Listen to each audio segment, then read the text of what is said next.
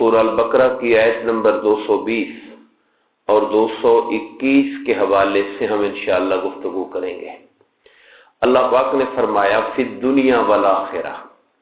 یہ جو لفظ ہیں دنیا میں اور آخرت میں، اصل میں جو پچھلی آیت تھی کل والی، یہ اس کے ساتھ جڑ رہے ہیں، جس میں فرمایا تھا کہ لوگ آپ سے پوچھتے ہیں کہ کیا خرچ کریں، آپ کہیے جو زائد ضرورت ہے وہ خرچ کریں۔ اس طرح اللہ تعالیٰ تمہارے لیے آیات کو کھول کھول کے بیان کرتا ہے، لعلکم تتفکرون، تاکہ تم سوچ بچار کرو۔ اب اگلی آیت ہے فی الدنیا والآخرہ، دنیا اور آخرت کے اندر، یعنی تم معاملات کے اندر خواہ وہ دنیا کے ہوں یا وہ آخرت کے ہوں، ان کے اندر غور و فکر سے کام لے سکو۔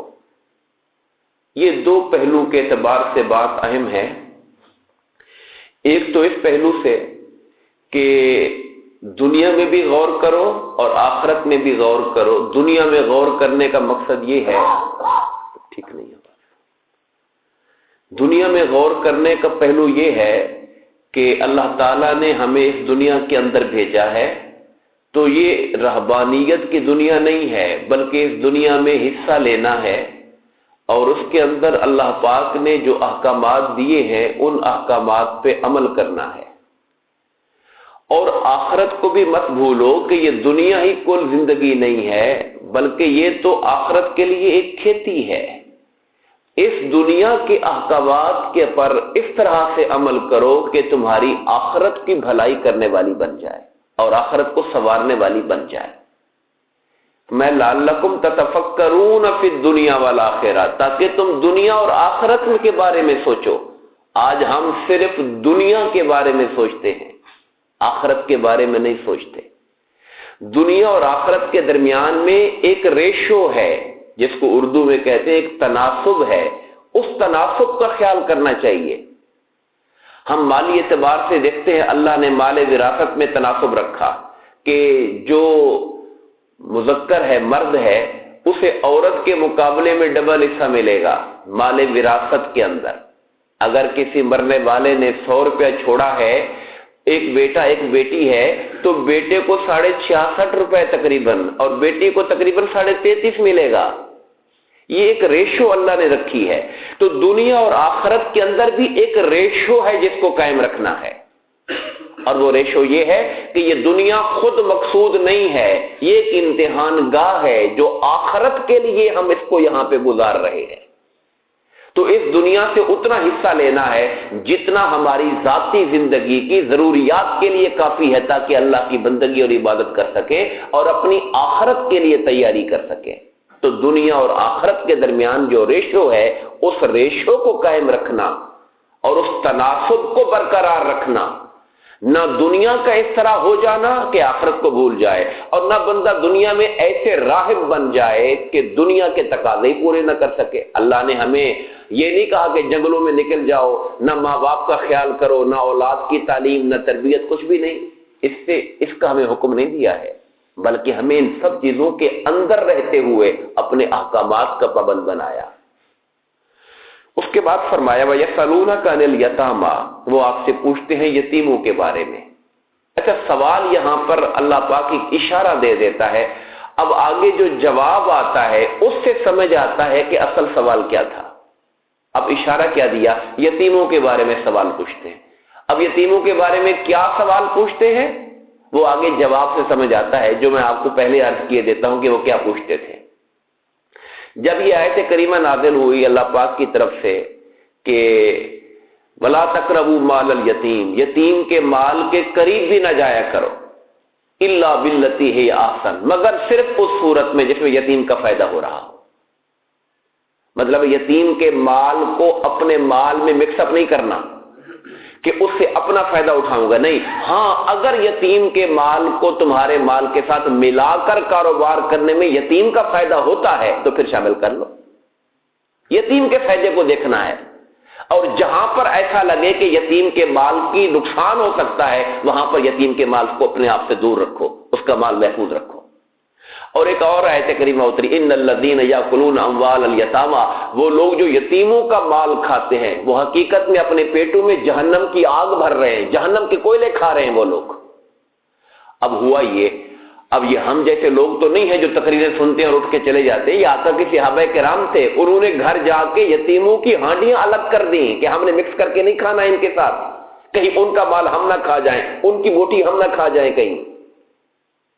اس حد تک احساس خوف ان کے اوپر طاری تھا اللہ کے حکم کا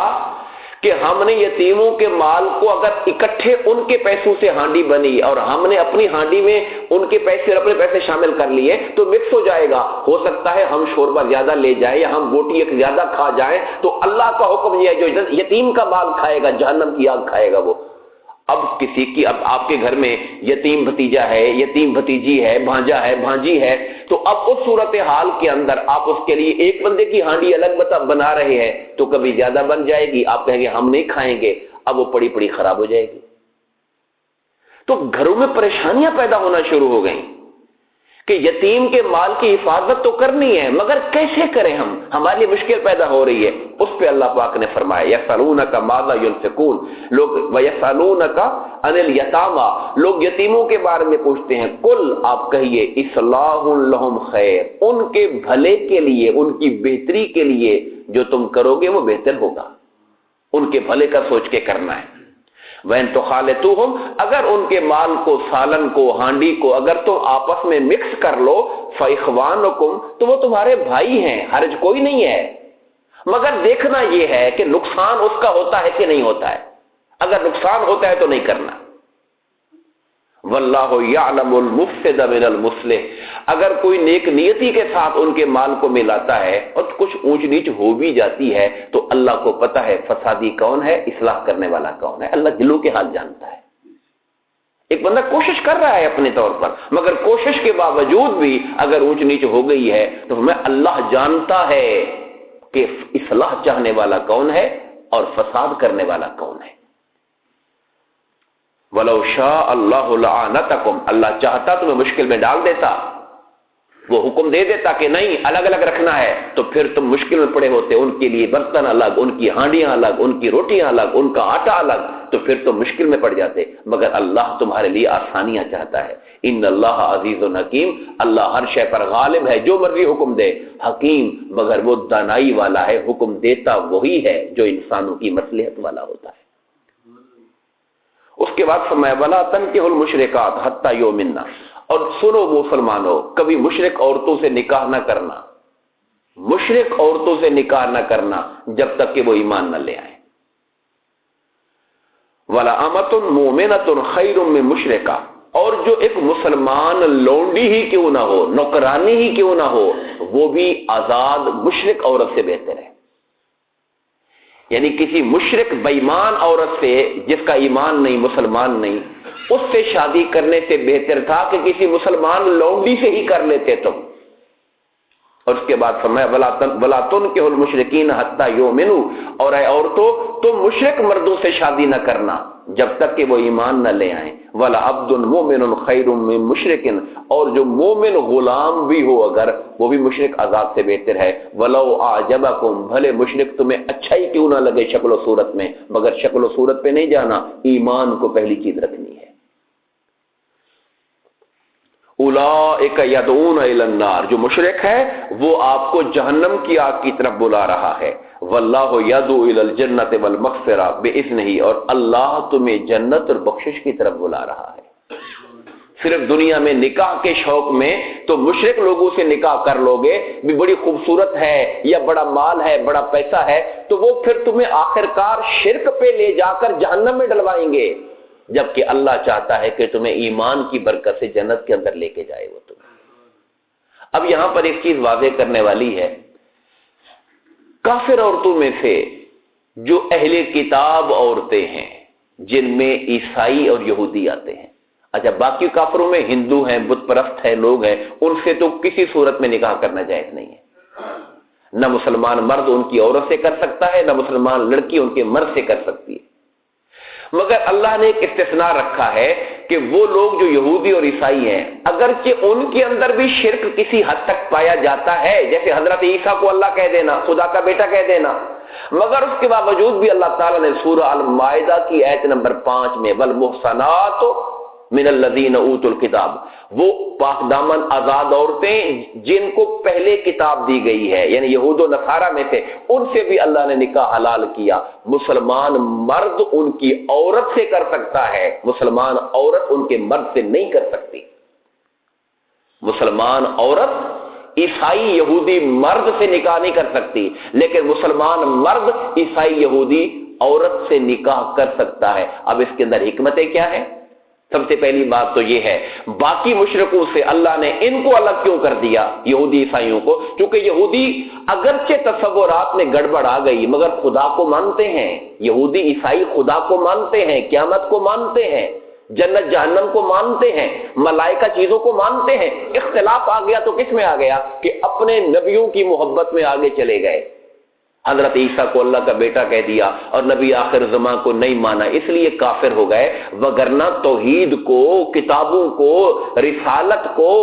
آخرت کو، ان چیزوں پر ایمان ہے ان کا۔ تو اس لیے کچھ چیزیں ہماری، بہت ساری چیزیں ان کے ساتھ مشترک ہیں، اور اجازت صرف مردوں کو دی، عورتوں کو نہیں دی، اس لیے کہ مرد ایک مسلم معاشرے کے اندر گھر کا سربراہ ہوتا ہے، گھر کا اقتدار اس کے ہاتھ میں ہوتا ہے، وہ اپنا مال خرچ کرتا ہے، اور ایک عورت بیاہ کر مسلمانوں کے معاشرے میں آئے گی تو ایک امید ہے کہ ایک غالب مسلمانوں کے معاشرے میں رہ کر اس کے اخلاق اور کردار کی اصلاح ہوگی، اور ایک مسلمان مرد اس کی تربیت بھی کرے گا تو اس کے مسلمان ہو جانے کے امکانات پیدا ہو جائیں گے۔ جبکہ ہم اپنی عورت کا نکاح ان سے نہیں کریں گے کہ ایک ہماری عورت ان کے ماحول اور کلچر میں جائے گی، عالم کفر میں چلی جائے گی، اور اس کے ماحول میں جا کر خطرہ ہے کہ اپنے ایمان سے ہاتھ نہ دھو بیٹھے۔ تو اس لیے مسلمان مردوں کو یہودی عیسائیوں سے نکاح کی اجازت دی، مگر مسلمان عورتوں کو ان سے نکاح کی اجازت نہیں دی۔ اور یہاں میں پھر واضح کروں گا، یہ اجازت ہے، صرف پسندیدہ نہیں ہے، یہ جملہ یاد رکھیے گا، یہ اجازت ضرور ہے مگر پسندیدہ نہیں ہے، اس لیے کہ ہمارے معاشرے کے اندر بہت سے مرد ایسے ہیں جو شوہر ہونے کے باوجود عورتوں کے خیالات کے تابع ہوتے ہیں۔ ہمارے ہاں تو کوئی صرف اہل سنت، اہل تشیع میں شادی کر لے تو اس کا بھی خطرہ ہوتا ہے کہ اس کے بچے بھی ادھر نہ چلے جائیں، وہ نظریات اپنی ماں کے قبول نہ کر لیں اور اس طرف کو نہ چلے جائیں۔ تو اس لیے اس کا تو بہت زیادہ خیال کرنے کی ضرورت ہے کہ اگر مرد سمجھدار نہیں، مرد غالب نہیں، مرد دین کو جاننے والا نہیں، اور یہ امید نہیں کرتا کہ عورت کو جو بیاہ کے لائے گا یہود و نصارہ سے، اپنے گھر کے ماحول اور مسلمان معاشرے کے ماحول سے اسلام کے قریب لے آئے گا، بلکہ خطرہ ہو کہ میں یا میرے بچے کہیں بھٹک نہ جائیں، تو اسے اس نکاح سے دور رہنا چاہیے، اسے ایسے رشتے اور نکاح سے دور رہنا چاہیے۔ اس کی اجازت اللہ نے حالات کے تحت دی ہے، مگر اس کا پسندیدہ ہونا بیان نہیں کیا ہے، نہ اس کی کوئی رغبت یا شوق دلایا گیا ہے۔ دعا ہے کہ اللہ تعالی ہم سب کو تعلیمات دین کو سمجھنے اور اس پر عمل کرنے کی توفیق عطا فرمائے، آمین۔ وما علینا الا البلاغ۔